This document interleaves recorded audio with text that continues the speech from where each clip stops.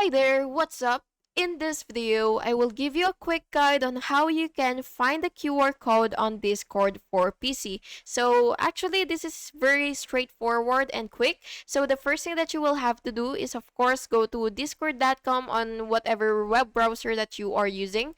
And once you're here, what you will have to do is click this login button right here. So just go ahead and wait for the website to load. And once you're here, you will basically just find it right away. You will just see it right away, which is this QR code. And what you will have to do is scan it with your Discord mobile app so that you will be able to log in instantly without filling out all of this. So this is really quick and easy, and yeah, that's basically just it.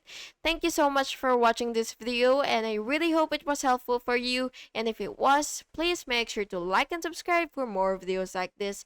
Thank you so much, and have an awesome day.